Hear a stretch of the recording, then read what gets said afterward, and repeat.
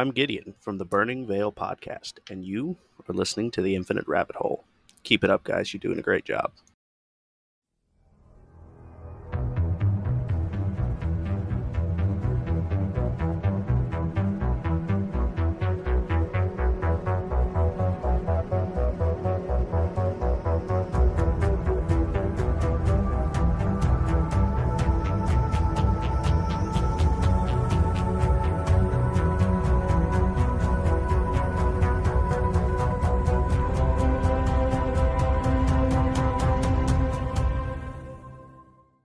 Welcome back to the Infinite Rabbit Hole. I am your host, Jeremy, and today we have the boss man.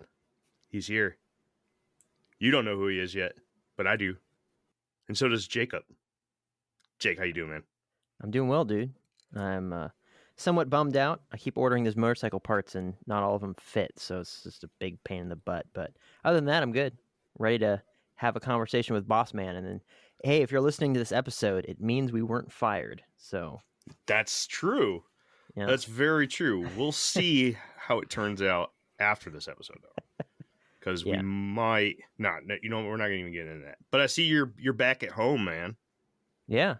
I spent a week with you, and now I'm back home. Lucky. All right. Let's go to the guy who didn't spend a week with me, Jeffrey. How are you? Yes, I'm good, man. I'm a little jealous. I saw you guys hanging out, and I was like, man, I want to come hang out too. But I spent the weekend hanging out with my dad, who I haven't seen in a long time, riding a boat on a lake and barbecuing and drinking beers. So I think it was too cold for you, to be honest. Probably. Like anything below 70 is too cold for me. So. Oh, yeah. It was like 65, and then it plummeted down, and then it started snowing on us, and then it bumped back up to 60, and it dropped to 50 again. It was wild. Yeah, me and Jacob here, we were out in the middle of the woods doing some squatching, and it was cold and wet, and oh man, you would have just hated it. No, I'm good. I'll be at the command center. You use radio back to me. That's how this works. Bigfoot. Okay, I got it out. Kid. Hello. Hello. Hello. How are you doing? I'm exhausted. Uh-oh. Long day at work or? It was a long week. On Sunday, late on Sunday, I got back from Alberta. My big sister got married. It was a very long week and a lot of flying and a lot of not sleeping, and I'm still recovering. Half the crew traveled in the last week. Yep. Yeah. But we're all back. All right. Let's move along because we know that you're not here to listen to us. You guys do that all the time. You guys want to hear the new voice, the boss voice, the man, the myth, the legend, Jason Hewlett. What's up, dude? How you doing? Hey, guys. How's it going? Oh, it's going. Yeah. Sounds like you're all tired and ready to go to bed is what it sounds like. Yes. I just got off 13 hours of work, man. I'm ready to roll. Let's do this. Awesome. Thanks for having me on. All right. So who is Jason Hewlett to us? You know what, Jason? Who are you to the Infinite Rabbit Hole? I'm the guy that sought you guys out because we were looking for a video podcast to come on the Paranormal Network there at Joe Blow. And it was suggested by Phantom Phil. The other legend. Yes. Shout out to Phil. Phil's good people. I'm actually talking to Phil later this week. Going back on a show. Nice. Love Phil. And yeah, he suggested, and he gave me Jeremy's contact. So I reached out to Jeremy, and Jeremy and I had a chat about it. And then all of us sat down and had a chat about it. And I think it was like 2 weeks later, you guys were on the Paranormal Network with your first video podcast. And that was like already 14 weeks ago, something like that. Something like that. Nobody's counting here. Dude, time early flies. Summer. Time flies. It's crazy. It sure does. I mean, it's not. So yeah, my job on the network is I'm like the showrunner for all the programming. Basically, I approve all the scripts and the edits and put the shows together and make sure they get up on time. But I also do a few of my own shows on the network as well. So, we want to believe Hunting the Haunted and narrating the UFO show. So that kind of keeps me busy. I'm someone Geez, it's always. I have a background in journalism. Like I was a newspaper reporter for 10 years, crime reporter. Who I ya? have a nice. degree in film and a lifelong interest in the paranormal. And I've hit a point in my life where I was finally been able to take all those skill sets and interests and just put them together into one thing that somehow has become a job, and I'm not really sure how. I'm still not sure how I feel about that. So because I have no Well- more hobbies now. So you hate it now. Good. Long story short, this guy is responsible for you having to listen to us every week. Not And just watch listen, our- but watch. our- Watch, Ugly watch, mugs. watch. Sorry, you're right. He's the one who puts our ugly mugs on YouTube. You poor It people. Story sounds like world. sounds like a lot of work to me, man. Because this just from this podcast, right, and then another two that I'm in, like that's already so much work to me. And then thinking about how you have to, manage on some level, however many shows there are on the network. Like I don't know, it just seems like a lot of work. Is it as much as it feels like to me?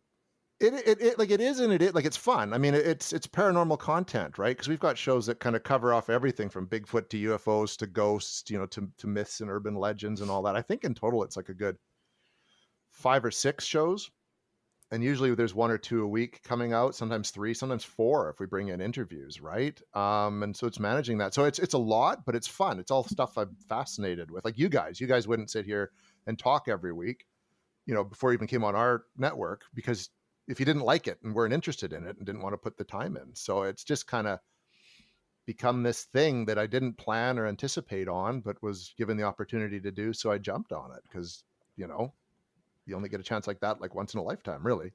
Yeah. Well, Absolutely. that's sort of true. Jeff's here because he has a crush on me, but Kenzar, Jake, and myself, I mean, we love this stuff for sure. Absolutely. Jeff just loves me. You got it. It's the beards. Waiting for that comeback. All right, Jason. So now that everyone knows who you are to us, you're basically our director, or producer. Sorry. Who's Jason Hewlett, the paranormal investigator? Tell us a little bit about that, because that's why you're here. You're not here because you're our producer. You're here because you're an investigator in the paranormal. So give everybody listening into the Infinite Rabbit Hole a little bit of background with that. Well, it's like anyone who's interested in this stuff, like you had Denver Michaels on Mm-hmm. a few weeks back. It usually starts as like this personal experience or point of interest in their lives that happens. Mine was when I was quite young. I still remember it. It was really weird. I was in the back of my mom's car, and we'd gone to one of my friend's houses to pick him up. He was going to come over for a sleepover. We were like 5 or 6. And my mom left the vehicle to go up to the house and get my friend. And for whatever reason, I stayed in the back. And it was like it's a gremlin is what it's called. They're like a horrendous hatchback. Oh, I know I exactly love what you're the talking gremlin. about. I want a gremlin so Oh. bad. I love gremlins. It's just my mom gave up a Mustang to get the gremlin. Well, that's And just I just have never I forgiven that's her. mean, a I would horrible have thing. too, honestly. So I'm in the back, and it has this big hatchback. I'm looking out the back window for whatever reason at the street, and 1 second there's nothing, and then the next, this face just appears in the back window of the hatchback. It doesn't like rise up, and it doesn't come forward. It just appears, and it's like this mongoloidish, almost Jason Voorhees without the hockey mask face. And it's there, and then it's gone. And it startled me, and I dropped to the floor of the back of the car and stayed there until like I heard footsteps coming up because it was gravel. And then my mom shows up with my friend, and I'm like, did you guys, like my friend, were you just running around the car? And he's like, no. And I'm like, did you guys see anyone come around? And they're like, no, not at all. There's no one on the street. There's no one on the street. That's why I was just kind of looking out the back window, just staring at nothing. And my mom was a teacher, and she just said it was my overactive imagination, but it wasn't, because I can still remember it 45 years later, that face. And it just kicked off this interest in what was that, why did I see that, and what's going on? And I just started becoming interested in the paranormal and watching all the shows, like, the original In Search Of with Leonard Nimoy, and then, Sightings when it came on, and every Unsolved Mysteries episode about, ghosts or monsters or UFOs. And I met friends that were interested in it. So we'd kind of do our own half-assed investigations, not knowing what we were doing. And it wasn't really until after my journalism career ended, because you didn't talk about the paranormal as a reporter. I was a crime reporter. You lose any credibility at that point, right? Mm-hmm. We talked about it. So I was very quiet in my interests. But it was 2017, right around this time, just before Halloween, and I was surfing the web. My son was watching cartoons. He was 5. He was 5 at the time, and Vancouver Paranormal Society was doing a membership drive. I came across their website, kind of thing, and I'm like, no way. So I just emailed them and said, hey, longtime interest in the paranormal, would love to learn more about how you investigate it properly. And they responded, and I ended up going on an investigation with them. That's how I got to know Peter Wren, who I co-authored the books with, and who I work with on We Want to Believe. And I started investigating with them. And in 2020, he and I left and formed our own group up here, the Canadian Paranormal Society. We're a foundation. We just became a government registered not-for-profit society. And that's what we do. We go into people's homes who believe they're haunted, and we investigate them. We go to historic sites, commercial buildings. And quite often, if we're able, we document what we investigate, which becomes the We Want to Believe series. And that's kind of it in a nutshell. So speaking of the We Want to Believe series, where can people watch that? That is on the Paranormal Network itself. It's got its own playlist. And if you Google like We Want to Believe, episodes will come up that way too. Yeah. Yeah. So if you want to check out Jason and his team, check that out. Paranormal Network YouTube page. Good stuff. I've watched a little bit of it myself. Anybody have questions for Boss Man here? Yeah. So last night, my wife had us watch again the 1995 live action Casper movie. And then very recently, I've seen Ghostbusters. So how much is your job similar to both Casper and or Ghostbusters? Not at all. Actually, Yeah, disappointingly that's what I so. figured. Because I remember I loved Ghostbusters. Like I remember when that came out, and I saw it like 5 times in the theater, right? Because it was just like, oh my gosh, this is amazing. And we don't use proton packs, which was disappointing. We don't get to wear coveralls at all. Sometimes there's a team shirt, like Vancouver Paranormal. We got a team shirt. I never wore it because it was purple and I hated it. We don't. It's a lot, and nor is it like anything Zach Baggins does. Even like Ghost. What was it? What was that first one? Ghost Hunters. Yeah, Ghost Hunters. Right. Like they were kind of, when they started, that was close. You know what I mean? Like we do spend a lot of time sitting in rooms with recorders and headphones on, and sometimes we've got like temperature gauges, and we use a spirit box, and you're generally talking to nothing. And you could do that for hours, hours, a whole night, and not get anything. Like nothing happens. Yeah. And you get crushed, and you kind of go home, and you're tired and you're bitter, and then you get a chance to go back to that location, or there's another place you get to investigate. And suddenly one day, the most exciting thing is like you think you hear something, and then you kind of go back and listen to your playback, and you get a voice that wasn't anyone else that was in the room. There was no one else around that you can attribute it to. And it sounds like, the old man that was supposed to have lived there but died. You know what I mean? And that becomes your like, woohoo moment. Like we got something. It's rare when something happens that's big. Like, you know what I mean? Like a door moves or slams on its own, or a toy comes flying off a shelf. I've had moments like that, and they're really awesome, but they are few and far between. And I have yet to run into anyone that's been possessed, let alone on a weekly basis. When you say you get a voice, do you mean that you get a clear audible voice, or do you get some static that has to be like clear audible cleaned voice? Up? Okay. Clear audible voice. The staticky ones will come through on the spirit box, which that's something we tend to take. You have to approach the spirit box with a bit of skepticism, because it is an AM FM receiver, right? And you're getting the chut chut chut chut chut chut chut chut, or you're getting radio chatter. Right. The only time we really take what we hear with any sort of resonance is you get like an intelligent response to a question that you asked that fits in with the research that you've done. Like at a place that we investigated called Bailey House up in Merritt in British Columbia. There was a guy Merritt used to own good old Merritt, tribe of scum and villainy. No, there was a guy that used to own it named Tom something. I can't remember the last name off the top of my head. And when we were kind of asking or demanding for a name over the spirit box, it was like chut chut chut chut chut, and then it stopped, and then we got a clear male voice going Tom. And then we start to tut, tut, tut, tut, tut again. And so that we give more weight than what could be, the tail end of a song or a bit of some just, radio chatter communication in it. The EVPs are kind of where you get your gold. Before I go on, none of what we find as paranormal investigators would probably hold up in a court of law as actual real evidence. But it's the closest thing you get in what's really just a pseudoscience. And the hope is that you do enough good work and return to the same locations off enough times that you can form a hypothesis that you can then test repeatedly to attempt to get something that would become more scientifically based evidence. And we've got a few locations where that's kind of what we're doing right now. We've been to a haunting here. We're in my hometown that we've been back to 5 times, and we're allowed to go back whenever we want. So we try to get back once a month and still keep what we learn. We try to just apply it next time and try to recreate these scenarios where we're getting things. We're having things happen. That's awesome. Yeah, we good. Oh, I was going to ask another question about locations, but go for it. Whatever you had to say. No, go for it, kid. Okay, well, I was going to ask, out of everywhere you've been thus far, what's your favorite place that you've investigated?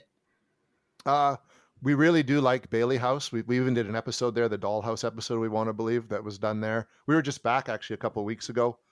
And got a good series of EVPs there. In places, and Bailey House is neat because it's this historic house, and there's this outbuilding, and kind of every time we go there, what was the hot spot moves.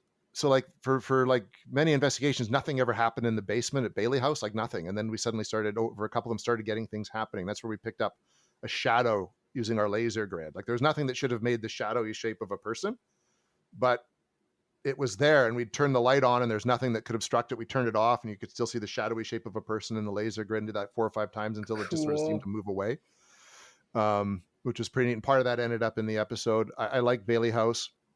I investigated, before I was officially an investigator, Tronquil Sanitarium up here in Kamloops, which was an old tuberculosis clinic / mental hospital. Oh, yes. They deinstitutionalized in the 80s. And I've heard of that place. Yeah.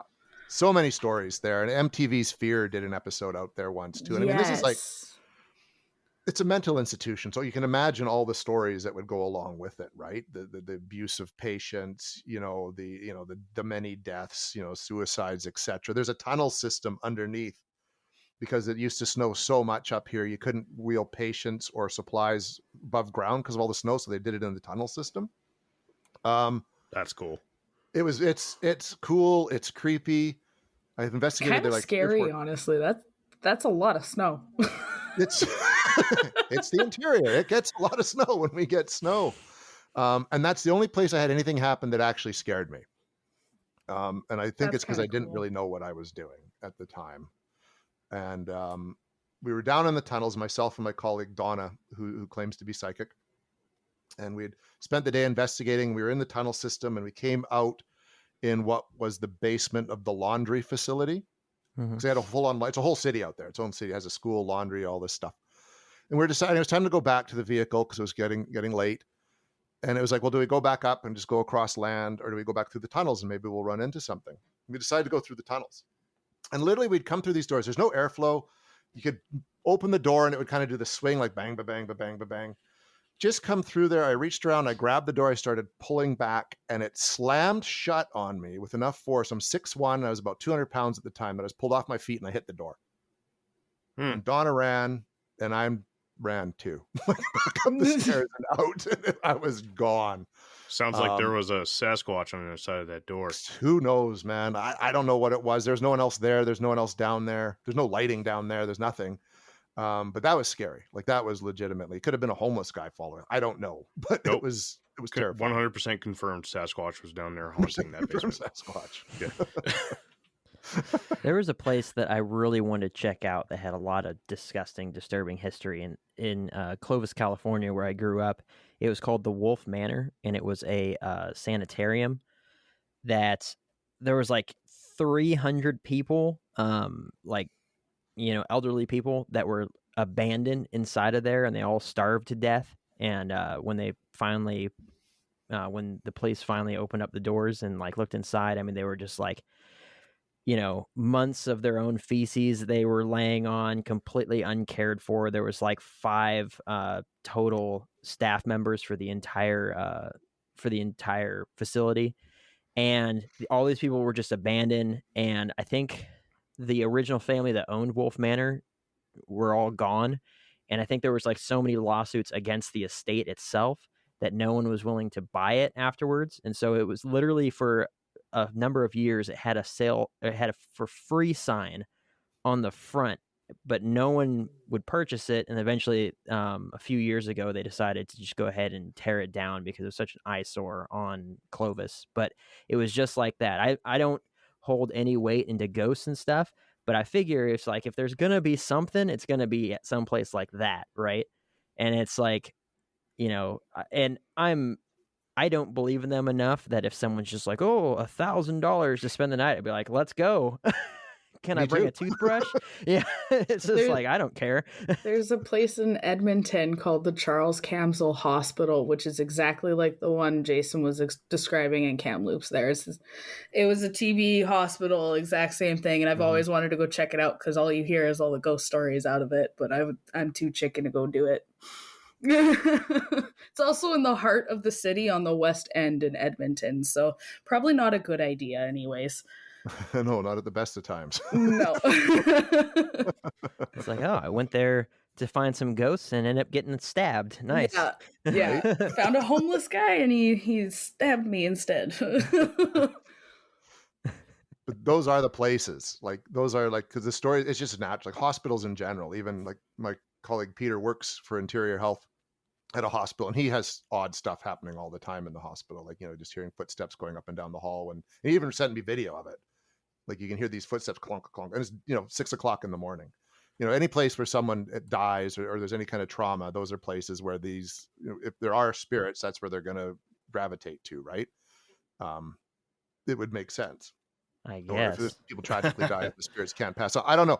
There's so many theories behind what ghosts could be if they are ghosts, right? And then you bring different religions into it, and then there's just so many different aspects that touch on.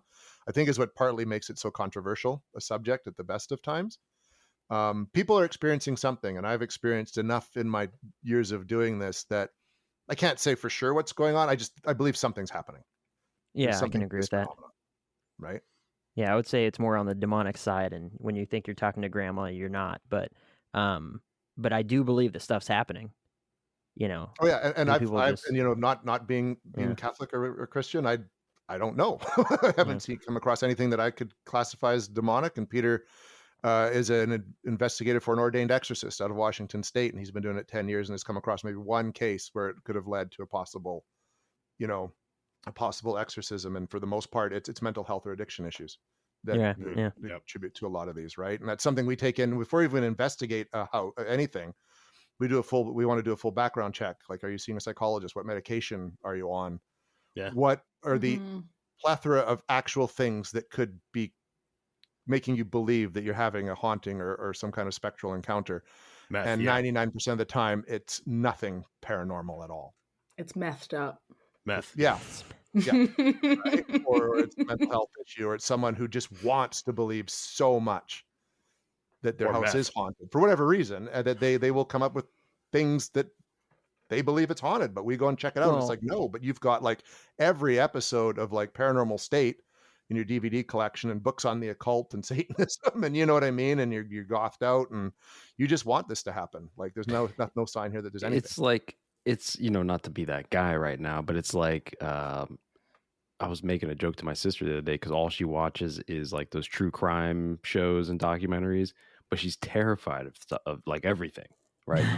You can whisper to her, she'll jump. So I'm like, that's what happens. You're just filling yourself with this you're just waiting for a serial killer to come in. Tomer. It's the same thing with this kind of stuff too. And same with conspiracy theories as well. Like people they get so consumed that everything is a conspiracy. I'm guilty of that with the conspiracies. So silver lining in your hat. Well, listen, that's not a conspiracy theory. Okay, there he goes. All right, don't get me started. This is not No. about the silver line beanies, okay? Jason, we definitely see it in like the Bigfoot community. Jeremy and I were poking fun at this post for some, I don't know, cryptid thing on Facebook where someone literally took a picture inside the woods of like some trees, and there are like this weird shadow in the bottom right-hand quadrant of the picture, and there's literally nothing there, and everyone's just like, yeah, draw a circle around it so you can show us what we're looking at.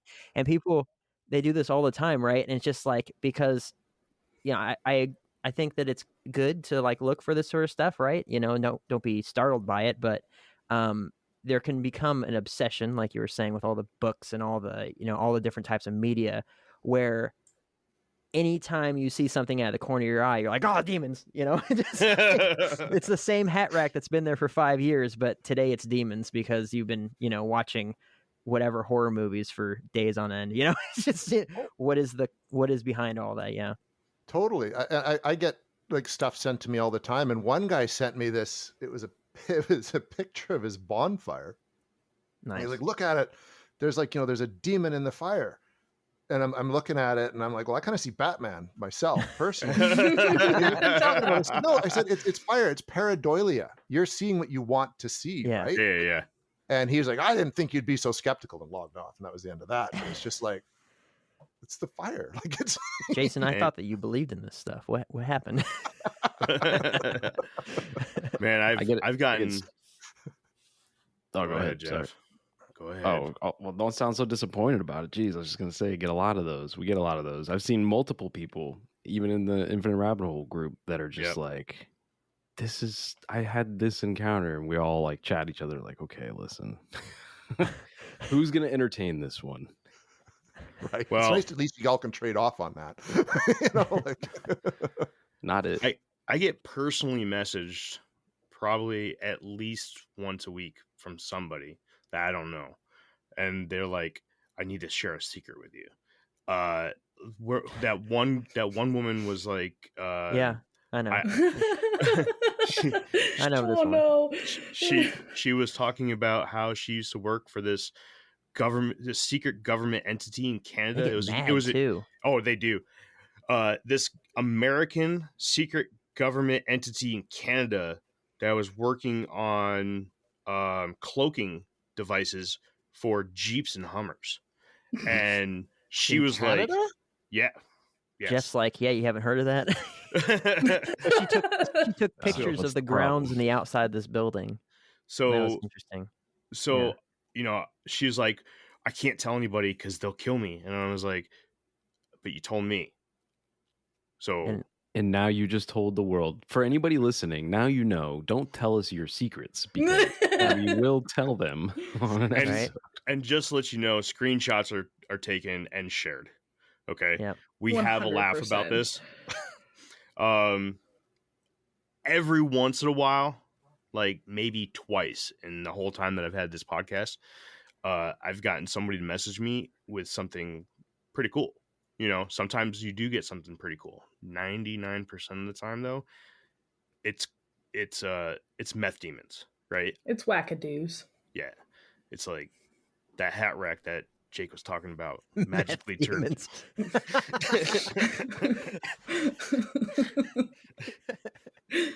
I was sitting there drinking that sweet tea, jeez. and I'm like, I'm gonna choke on this. Like, I gotta set it down real quick. All right, so red circles, Jason. Yeah. One thing we don't have on this show is somebody who's really into the paranormal, right? Meaning whatever they are, what they're commonly known as ghosts, right? Does your community also suffer from these phantom red circles that show up in Facebook posts and everything? Oh gosh, yeah. Yeah. Everywhere. It's. I think it's just that's what people do, right? They do yeah. I think it's just everywhere. Any place where there is an interest in anything that's kind of fringe science, that kind of stuff's going to show up. Yeah. Basically, right? It Yeah. just comes with the territory. It's so crazy. Everybody wants to discover something. I think that there's a deep human like urge to explore and discover things. And I think that now we're at this age, not that you can't do that because there's a way that you can always learn and discover things, but there's some weird thing where people just like they feel like they have to be the one. I found this thing. Circle it so you could see it. Like, and they really believe it. People really believe that they see something. You know, I never really thought of it like that. That's a good one.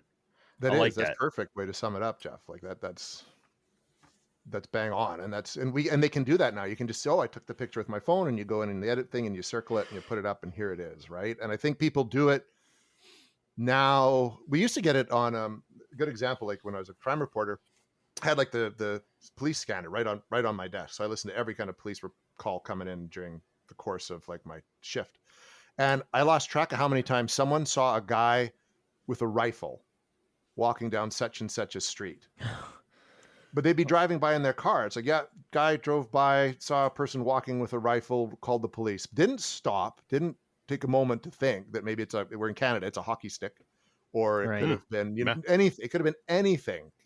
But they just jump on it right away. And so now you can do that with this stuff. You take a picture of it, you circle it, and you post it to social media without even stopping to really think about what you saw, right? And what you're posting. My thing with those pictures as well is they always seem to claim that the picture was taken a few years back, but it looks like this very clear, crystal clear picture that could have been taken on a phone that was created yesterday. Right? And they're putting random circles and corners and, oh yeah, mom took this photo back in 2014. No, she didn't. It's almost like they're out there hunting for that dopamine hit. Yeah. You know? They're like, oh yeah, that great meth dopamine.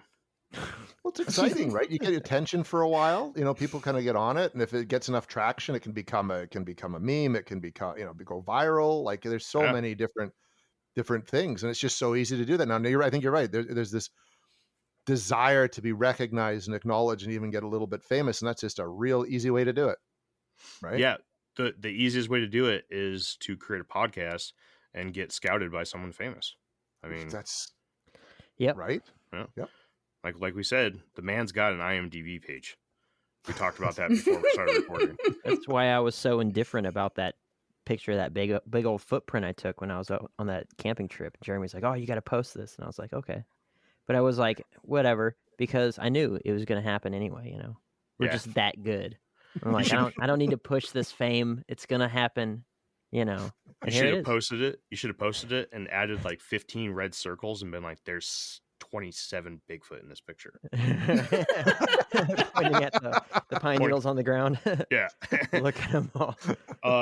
Speaking of Jason, let's take a little trip outside of the paranormal and let's ask, do you believe in Bigfoot? Oh, for sure I do. Oh, yeah. Good. I live right smack in Bigfoot territory up here in British Columbia. Me too. You're not fired then. You can stay. We'll allow it. I like you a little bit more, boss. We'll keep the meth demons at bay today. Well, on that note of questioning, where are you at in the conspiracy world, Jason? It's funny. My buddy Sean and he does the music for We Want to Believe, and he's kind of our resident skeptic.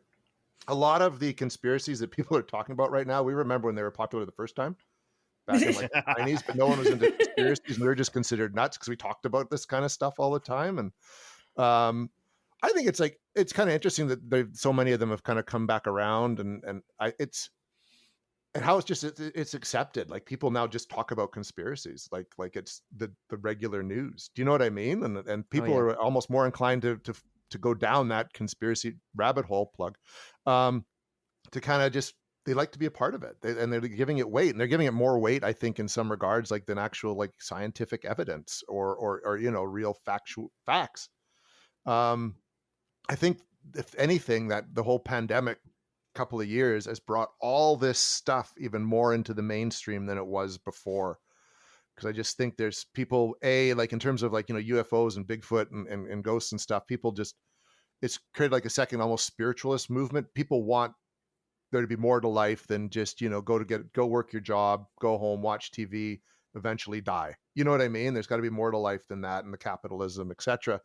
And they're looking, I think, for deeper meanings to things. And I think there's so much distrust of government and science and all this for whatever various reasons, because of how the whole pandemic was handled, that they're giving more weight to conspiracies and believing that. No one wants to think that, that could have just been a virus that happened. It's got to have been created in a lab somewhere and got out. And if you believe one of them, it was created by Canadians and we let it out. So, well, I they believe did. that. I heard They that did just one. come out and say that what was it, Boston College, Jake? Boston University, they just made one that has an 80% kill rate. Perfect. Yeah. Awesome. It was Nice. released on the news like yesterday. Good idea. But anyway, Yeah, my I'm gonna favorite go down to thing- a wet market and let it out. my favorite thing is people that are so deep into, like you're saying, a pseudoscience, right? And they don't regard other forms of pseudoscience with any sort of weight to it. It's like I'm an incredible skeptic when it comes to the paranormal. But I'm also a Christian, so I believe in the supernatural, right? But it's just like there's a little bit of a difference there. But it's just like I don't completely disregard it. I'm willing to listen, right? But I was talking to this lady at the county fair a couple months ago. It was hilarious because I'm sitting here. She saw I was wearing one of our Infinite Rabbit Hole Bigfoot shirts, and she started chatting me up about it, right? And I'm talking to her about Bigfoot and the evidence and the Patterson-Gimlin Bigfoot film and all this sort of stuff. And she's just completely shutting me down. She's like, "There's no way. That's impossible." I'm just like, every continent on Earth, with the exception of Antarctica and North America, has apes. Every single one. Mexico, they have apes, or they have monkeys and stuff. And she's just shut me down. Meanwhile, she's at a booth where she's selling people crystals for healing and stuff. And I'm like, this is ridiculous. How are you this dense? Like, it's crazy. It's just like,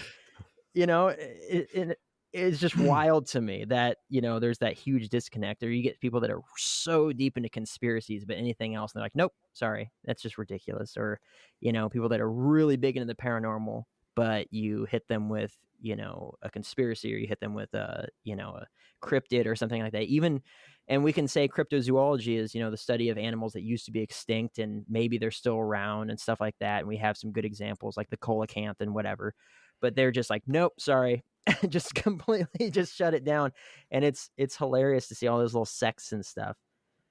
It's almost like the high school cliques. That's how I kind of. Oh, sure. Yeah. It, right. And I know what's frustrating is like the paranormal investigators like me won't talk to the cryptozoologists, and the cryptozoologists want nothing to do with the UFO guys. Yeah. The UFO guys don't want to deal with the conspiracy people, but really we should all be working on the same field here, trying to find answers. I think it's all interconnected. All being lied to somehow. collectively. Yeah, just to get a little conspiratorial about that for a second, I feel like Jeff. I feel like this was done by design, man. I feel like the fracturing and splintering of all of these different things, right? These fringe sciences, right? All these things were fractured on purpose, right? These groups on Facebook for specific things, and now everybody's dug into their idea, and you can't think about the possibility of aliens because the Earth is flat, or you can't think about whatever it is, right? It can't be ghosts because it's demons or whatever. I think that was done purposely so that we don't all put our minds together and figure out some of the stuff that's actually going on. That's just my conspiracy thought of the day. I like that. It makes sense. Even back in the day, we had an idea about UFOs. It's why don't because there's this big UFO group online. It's why don't we all just at the same night go out with our telescopes? We all decide we're going to look at a certain longitudinal, latitudinal patch of sky, all of us, for 2 hours at this certain time, and just record what we find. You know what I mean? Just to see if we find it. No matter what part of the Western, we were all on the West Coast part, we can then compare notes after and see if we saw the same things and if we could count it or discount it. And we got kicked off the page because you can't get organized and do that. Why would too you wanna do organized, that? man. No sense.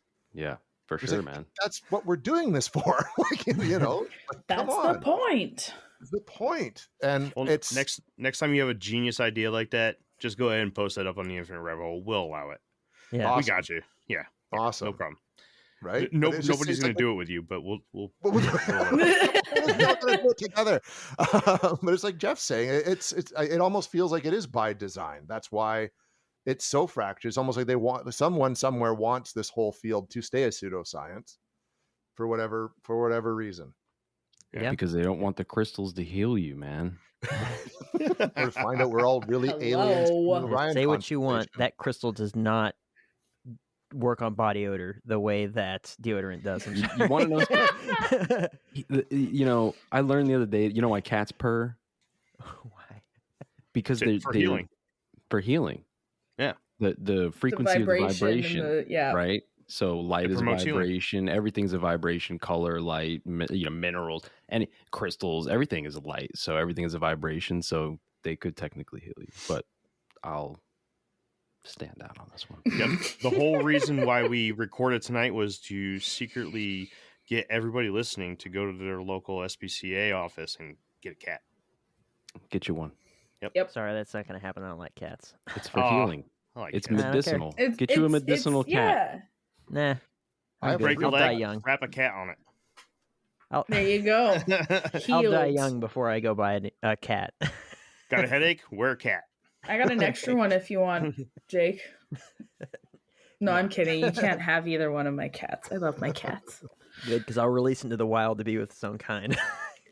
Jeez. Take it out of the woods and release it. Oh boy, poor kitty. You bit your tongue? Lick a cat. What if the cat bit your tongue? Lick Bite the the cat back. Oh. Oh, jeez, Louise. Oh, we have fun. Oh man, we're so funny. Anyways, I gotta take a little trip back because you said something, and before we get too far away, you were saying that you remember when these conspiracies were around the first time, and my mind started rolling, and it's just like I could imagine back in 1776 when they were signing the Declaration of Independence. They were having conversations about reptiles or reptilians, and those white wigs that they were wearing were like the old fashioned tinfoil hats. Could be. I like it. It's true. It's all Could be, true. man. History is made up, so who knows? Yeah, every 126 years it just Boom. comes around. There you go. Another fake topic. Part of the Matrix. History is fake. Hey, everybody. Bear with us while we take this quick break.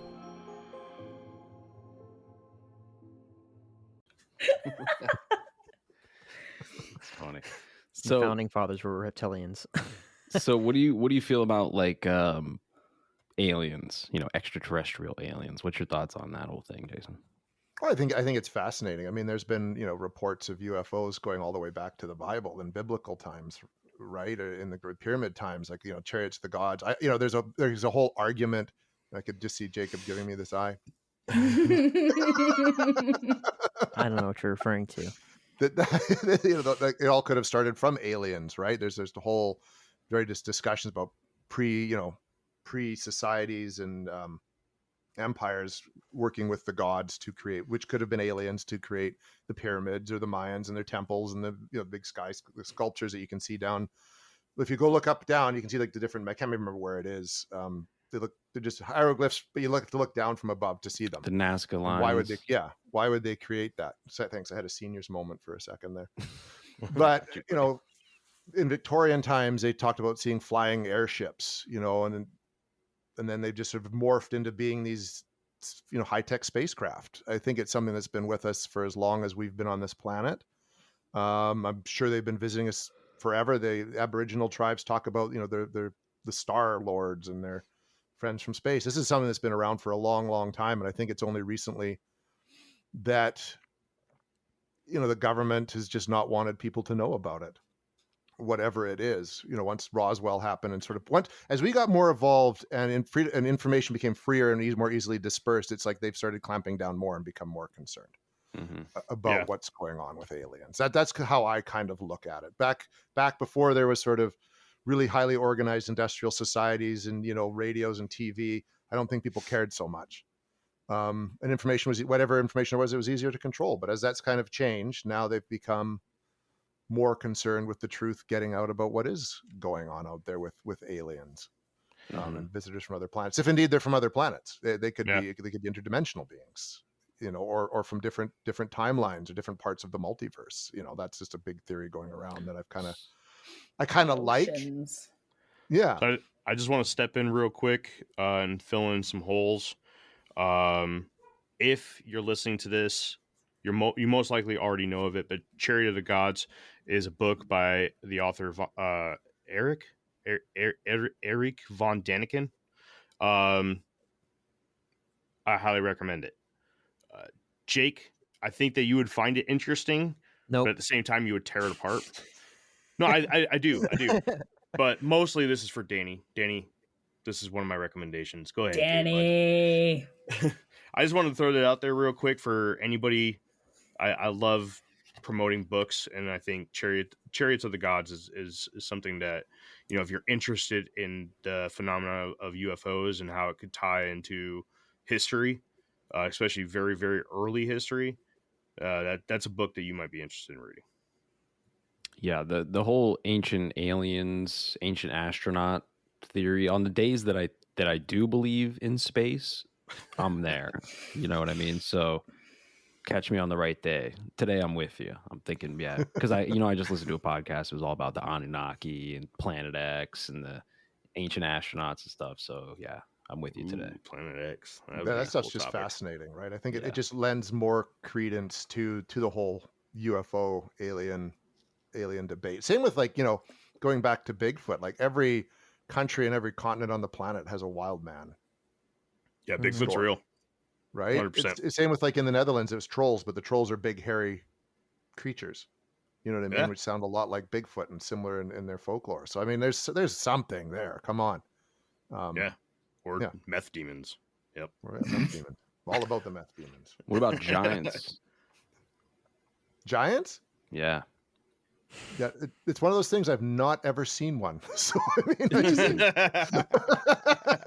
nor experienced one, nor know someone who has. So I as of yet have no opinion on giants, one way or the other. We're still waiting on Jake's next giant episode. What about dinosaurs? Do you believe that dinosaurs existed? Here we go.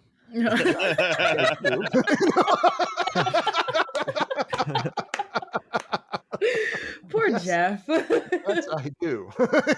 You do? Oh, we have a man, place called Jeff. Drumheller in Alberta where you can go, where it's the dinosaur museum and you can see all It's the a bones. really cool place, right? Awesome. I tried telling them. I'm sure that fake plaster casts of nothing are really cool. Yeah, and there's really good artists out there. You think that every alien movie that those aliens actually exist? Come on now. I don't think that was on the Paranormal Network, was it? That episode Dinosaurs are fake? No, I don't think it was. so. No, I think that No. was just before. That would have been highly entertaining to listen to. Well, Maybe there's we'll- always a chance, Jason. You just have to listen to it and not watch it. Yeah, it's true. I could go back. But if you want a good laugh, it's pretty good. No, I'm sure it is. Jeff, kind of broke my brain with that one. Like he had Mine some very too. compelling stuff. Like it was like, okay, most of this is probably horse crap, but there was definitely some why does this one family control all of the licensing for every dinosaur video game and TV show and movie that's ever been made and all sorts of stuff? It's all a huge money industry and everything. Why does these two, was it archaeological, was it like the Smithsonian and then something else? Why is it every single time something's found, they swoop up in there and then the person doesn't even really get credit for it? Maybe they name it after the person that found it, but they just take over the dig site and stuff. It's just like he had a lot of stuff to say where it kind of broke my brain a little bit because I'm just like, oh shoot. It's our number one episode in the audio only platform. So if you're listening to or watching this show on the Paranormal Network, go ahead and jump over to Spotify or anywhere else Wherever you get your podcasts. and check out Dinosaurs Are Fake, starring Jeffrey Dinosaurs Are Fake Fernandez. His name changes every time. Yeah, freaking crazy. I don't know. So, Jason, what's on the docket, man? What's coming up next for you? I guess I still have to write another book. I'm contracted to write one more book for Beyond the Fray Publishing. Ooh, That can Peter we and talk I about are. this? Pardon me? Can we talk about the topics that you were right about that for Beyond Yeah, if you Fray? want, sure. Yeah, we can hit on that. Well, so forgive me, I don't have the titles of your books with me. You mind filling us in on that? Well, there's 3 out so far. 2 with under the I Want to Believe banner, and one of them is called One Man's Journey into the Paranormal, and that Yeah. kind of tells Peter's story. My colleague Peter Wren, and his whole story because he's been doing this. He's from the UK, so he started with his interest in the paranormal when he was a boy, and then he investigated all over the world, and it just kind of follows his story and his life's bit and bringing it up to the present. The second book is called An Investigator's Archive, and that's where we interviewed, I think, 22 different paranormal investigators, filmmakers, cryptozoologists, Kieran O'Keefe from the UK, Paul Bradford, who was on, Ghost Hunters International, Ken Gearhart, and then, Seth Breedlove from Small Town Monsters. We talked to a whole bunch of people, plus some investigators that Peter and I knew. And we basically just tell their story per chapter and what kind of their big experiences have been and what their theories are on the paranormal. And then the most recent book that came out in June is Dying Light, an investigation into near-death experiences. That's the one I want to talk about. Okay. I mean, I love hearing a celebrity talk about other celebrities. That's cool, but I want to talk about NDEs, man. Let's talk about that a little bit. Can you Sure. shine a light on just give us a little teaser, man? Like what kind of stuff can we look forward to with that book? Because that's the one I'm going to grab here pretty soon, there, Jason. It was interesting. It came out of writing an investigator's archive because one of the investigators, Angela Artuso, is out of New York City, and she's a paranormal investigator there. So we're hearing her story. And then kind of in the middle of her story, she talked about this experience she had where she basically got hit. It was in a car accident and pretty much died and had a near-death experience.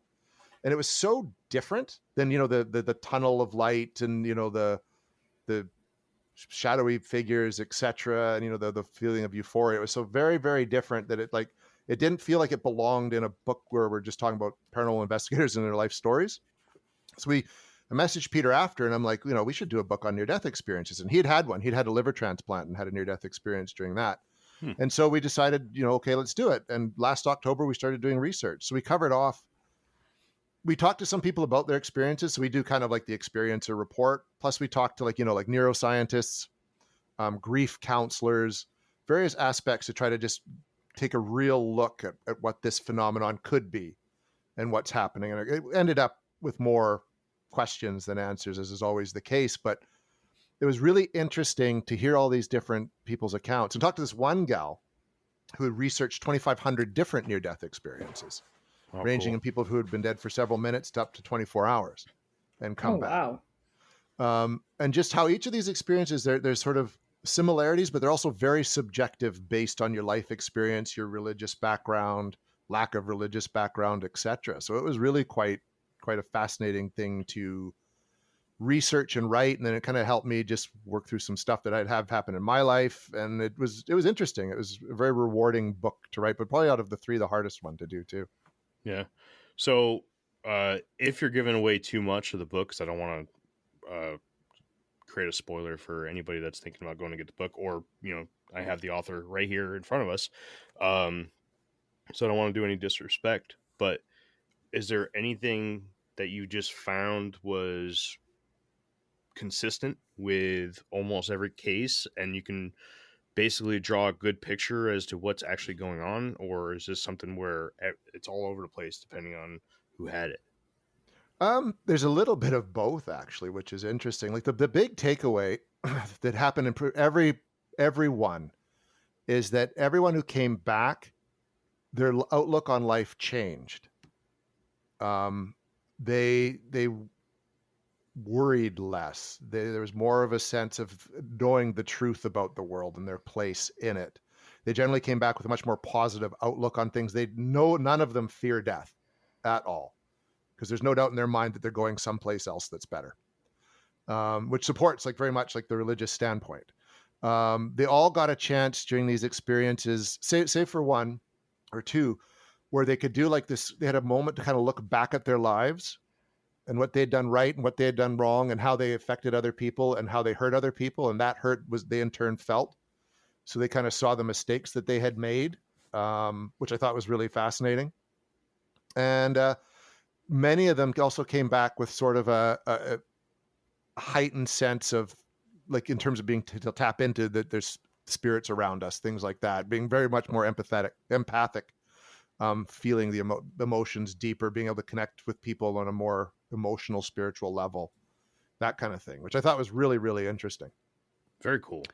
Yeah. It's interesting how much that and even certain like spiritual experiences that you hear or read about, like all of that aligns with what people experience on like high doses of psychedelics as well. Like it seems to all be very much related, which is interesting to me. Well, and that's where the theory that it is your brain just firing. You know what I mean? Is your Right. body shutting down different parts of your brain or releasing different drugs into your system to just make the Right. transition easier, right? Yeah, DMT. Yeah. Which is Well, quite you know, fascinating. that there's theories that going back thousands of years that the idea of alchemy comes from this, is because they understood that your brain was doing this alchemical transformation at this point of death or in dreams or whatever, and then that in turn led to this whole, you know, like philosophical freaking evolution of thought and shit, you know. But yeah, that's crazy. Yeah, definitely. And that's what the book was, just very much, that was kind of my takeaway from it. If I have this takeaway, whatever this phenomenon is, it's not a bad thing, it's a positive thing. I didn't come across anyone in our research who had a bad near-death experience, although there are people who have had them, which would be interesting to try to do a follow-up book and touch more on that aspect of it. That was going to be my question. Without giving too much away, did you meet anybody who said the exact opposite of that or experienced the opposite? No, I have heard of people who had, but none of the people that I interviewed for it had them. So Lynn Russell, who was the investigator, that would be interesting to hear about too.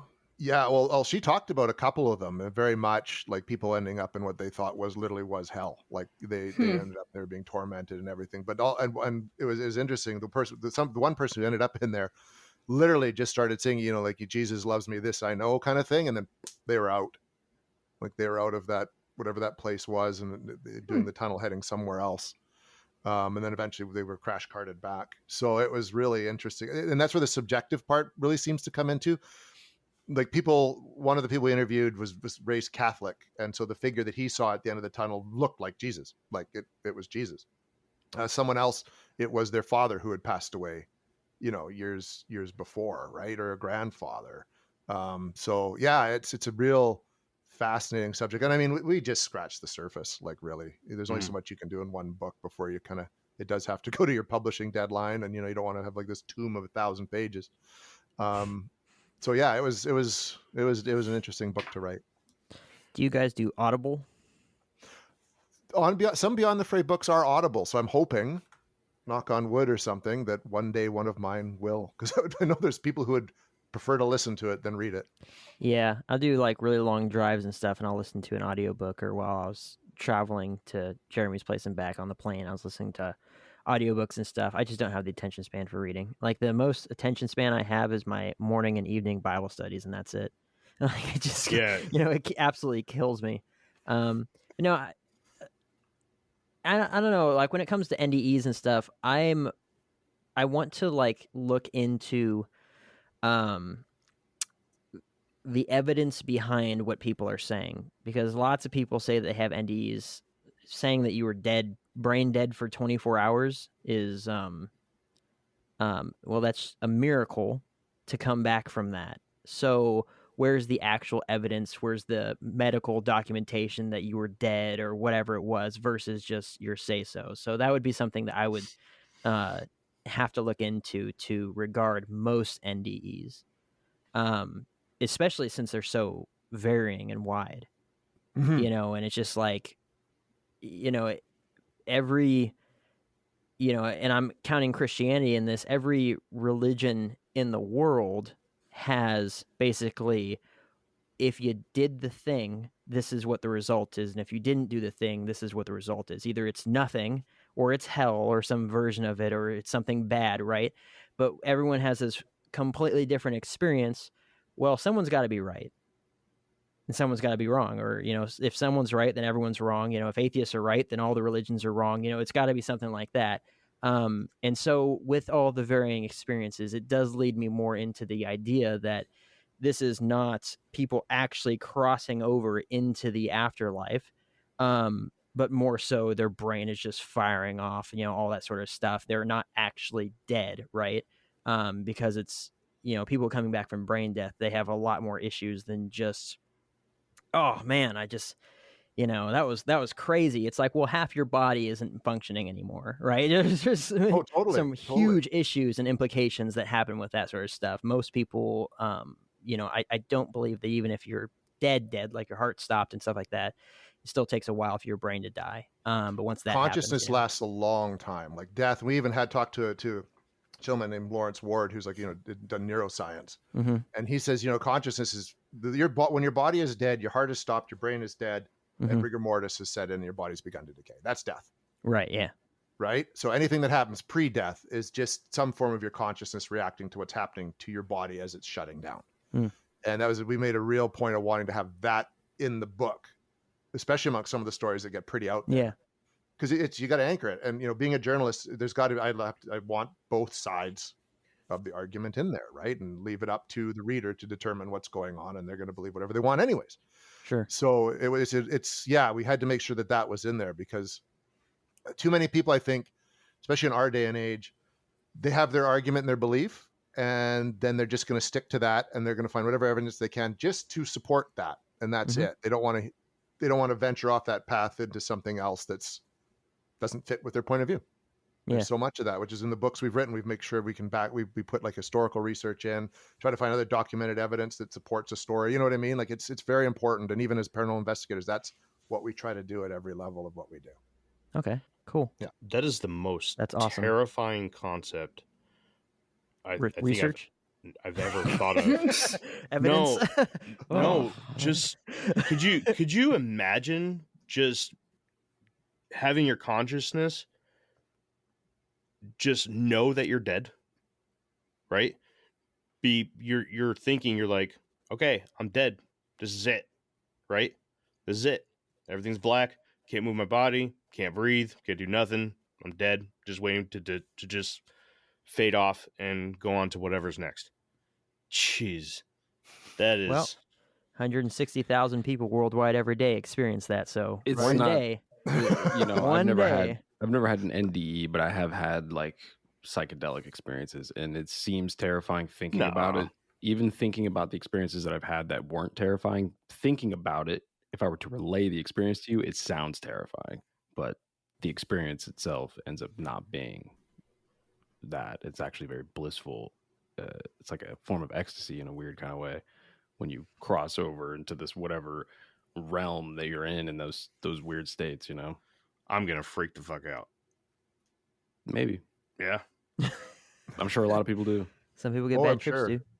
Yeah. See, I'm not a big ghost person. Don't hurt me. I feel like the concept is really neat, right? And I've always joked that like I'm so afraid of death. That's one thing that I'm just absolutely petrified of. And I always joked that if ghosts and spirits are a real thing, I'm gonna be one, because I'm not gonna be able to let go. I'm just not gonna be able to. And that's one of the arguments. Well, when people there's like I said, there's all just theories. Most of this stuff is all just theories anyways, but why there are some spirits, and they're just the ones that don't want to move on. They're not ready to pass on. They might be religious but not think they're worthy of heaven yet, right? And they don't want to go to hell, so they stay. Or they have unfinished business and they want to try to resolve that business. Or it's your energy, you die and your energy has to go somewhere, so it goes into the ground or the electromagnetic field. Or when you die, they're not ghosts, but it's at all. They're just beings from a different part of the parallel multiverse that we're bumping into from time to time. There's so many different theories and ideas about it, which is why I find it so fascinating. I think it's absolutely fascinating.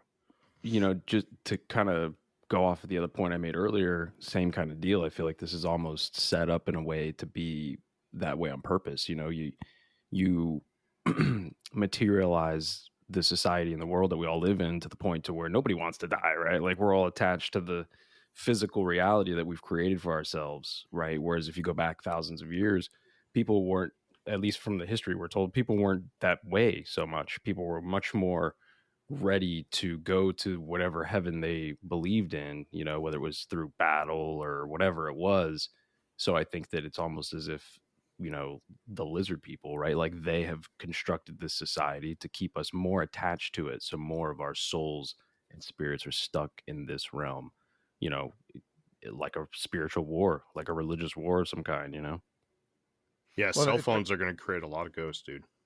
it's our Western culture too, is far Yep. more terrified than you go to Eastern, like parts of Eastern Europe, or even like in Asia. They're not. Their death is honored. It's not Right. this scary event at all. Like you're prepared. Everyone's looking forward to going. You know what I mean? Like you're saying, it's something in our capitalist Western culture is really, sold us on the idea that we don't even have funerals anymore, right? Or wakes. They're celebrations of life. Like you don't even want to use the word death or dead anywhere. It's kind of sad, actually.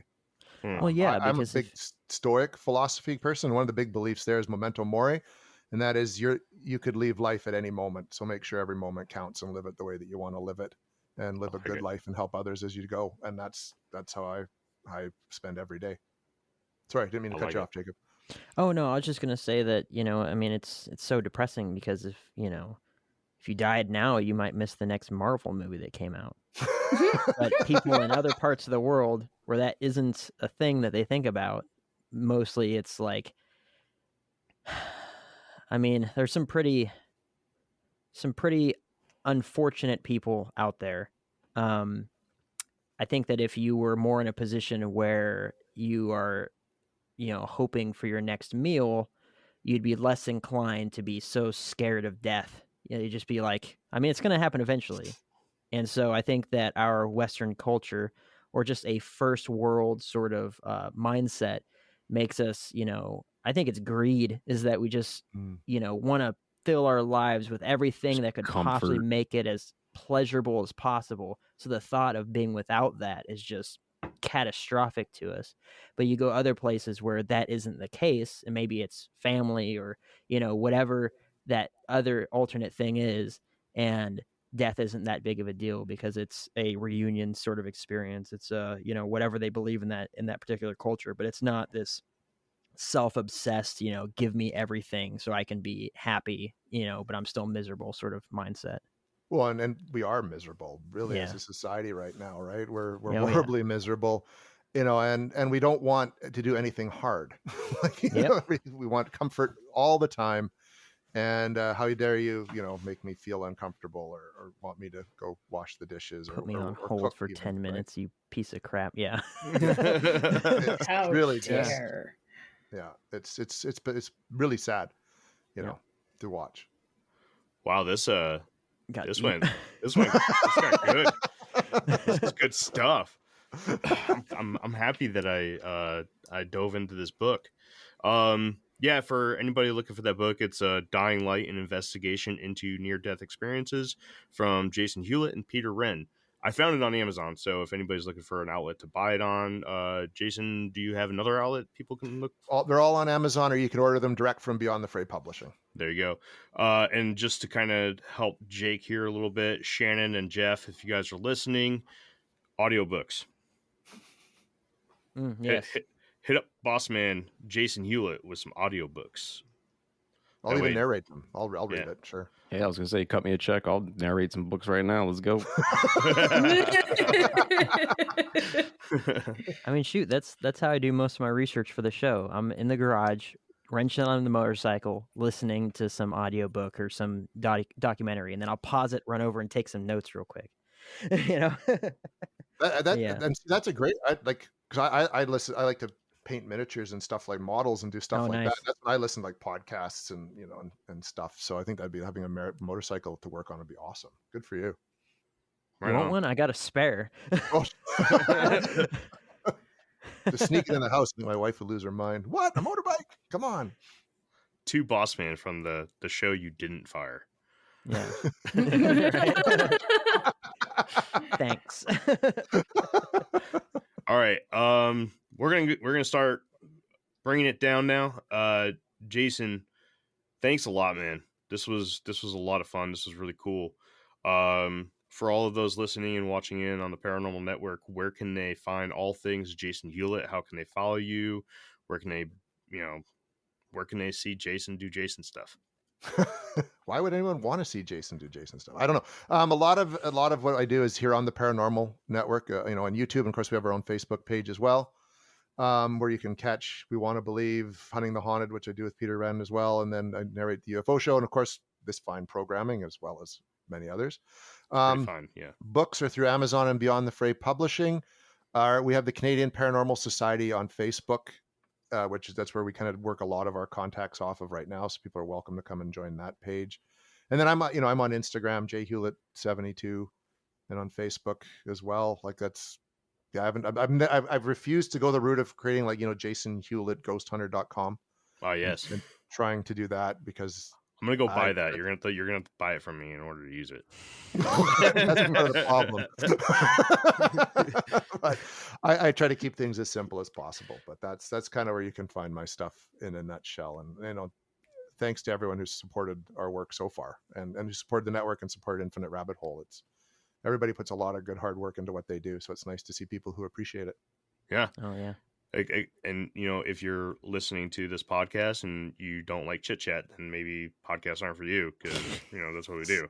Yeah. I'm gonna bring this up every episode. Is. We're gonna turn into a shirt just to make fun of that person. Like a shill hat. Yeah. And it's not even one person. It's been like 3 or 4 different comments on a couple different episodes where it's like these guys chit chat too much. It's like what? It's like going to the radio and say, why is this radio full of talking? Why isn't it watching? What the bleep, right? Guys? Come on. Entertain me in other ways. Do it. Sure, it'll be a podcast. Dance, monkey, dance. Yeah. Right. Pardon my French. And then just one other commenter to shout out. Somebody was talking about one of us who burped. I think it was me. Went like this and was like, excuse me. And the guy was like, burping is disgusting. You shouldn't do it on such a public platform. Sorry, man. We're not professional. Bodily functions happen. Yeah. And it's going to happen. So, yeah. I have my boss man right here. So. And I'm okay with that. Yeah. I do it all the time. Come at us then. Come on, pull out. There's more important things to worry about in this world. You're ripping him on the paranormal show. He's like, did you hear that? There's a frog in here. It might have been a ghost or something. It wasn't burping, it was a ghost. All right. Well, that's it, everybody. That is Jason Hewlett. That is our boss. That is the guy who, I don't know why he did it, but he put us on his network. Thank you, though. Well, thank you guys for coming on. It's been great having your show on there. It's been really entertaining to listen to, and it's fun. And it's informative. It's like, that's what's good. You guys are putting out what you guys find and as factually as you can find it. And that's what we're all about, even on the network in general. All the shows are serious approaches to the subject matter, but we have a good time doing it. Hell yeah. Have you listened to the next episode yet? No. You have buckle up. Now I'm worried. Oh, boy. By the time this episode comes out, we'll be fired. Yeah. Yeah. My next episode's on dropping. Spotify. Yeah, right. All right. I just got a new job doing audiobook narration, so. Oh boy. And then so other than pointing out that yes, this is the man who creates the titles for our videos. You can point at him, that guy right there, about all those titles. He digs deep for them sometimes, I'll tell you what. But yep, head on over to the Paranormal Network Facebook page. A lot of stuff over there. You guys have a ton of members, which is really, really awesome. And then when you're done with that, head on over to the Infinite Rabbit Hole Facebook page. We have fun over there too. We post some pretty cool stuff. We started posting pictures to go with episodes about a day or two before the episode drops. That way you have all of the content that you need while you're listening. So when you're listening, you're asking, we're talking about the Loch Ness Monster like Kenzar just did for us. You can go to the Facebook page and check out those pictures that we're talking about. With red circles. Yeah, with red circles. We should have done that. Damn it. Missed opportunity. Oh. Should we talk about the shutdown or just leave it? Oh, no, we should announce that really quick. Do you want me to go ahead and do that, Jake? Yeah. All right. Just kind of making an announcement here. This is not Jason Hewlett related. This is all Infinite Rabbit Hole. If you guys want anything off of the merch shop, you got to do so before the 1st of the year because we are shutting her down. Okay. We're the only ones that buy things. We're literally paying a membership to keep ourselves happy, and that's pretty much it. So if you guys are looking for some Infinite Rabbit Hole merch, check us out over at infiniterabbithole.com. Click on the IRH merch tab at the top and check out some of our swag. Jake put a lot of really hard work into making some of those t-shirts. I know I bought 3 of them because the decision was going to be made soon to do this. But we're going to come up with a new way of doing it, something that's cheaper for us. So hang tight. All right, Jason, once again, thanks, man. Really do appreciate it. Everybody want to say their last words to Jason before we let him go? Thanks, Jason. Classic. Yeah, thank you, Jason. Thanks, I get to Denzel. brag that I got to talk to a celebrity. And he's Canadian. I've told people that I know about you, and none of them are interested in any of this stuff, and they're just like, okay. And I'm just like, all right, cool. Well, I think I've had 2 people recognize his name when I mention him. That's yeah. all right. I've had a few. But I've had a you know, few. we appreciate it. And for those that are involved in like this, I don't know how to pronounce it, niche, I guess. This Yeah, it like, works. you know, Mm. it's like it is a big deal, and we think it's a big deal. You're a too. And cool guy. we Well, thank appreciate you, you coming guys. on here and chatting with us and having us on your network. That's pretty sick. It's been a lot of fun. Thank you. We love it Absolutely. here, so don't fire us. No. Yeah. Unless you Please. really have to. All right, everybody. That has been another episode of the Infinite Rabbit Hole podcast. Check us out on infiniterabbithole.com. If you need to email us, infiniterabbithole@gmail.com. Head on over to Facebook. Check out the Infinite Rabbit Hole and Paranormal Network Facebook pages. Things are popping over there. No, I'm just kidding. Actually, at the Paranormal Network, there's tons of stuff. Infinite Rabbit Hole, we do every once in a while. We love having you guys over. Until next time, we'll see you in the next path of the Infinite Rabbit Hole. Goodbye. Bye. But Bye. Bye. There it is. hey, nice. Look at on cue.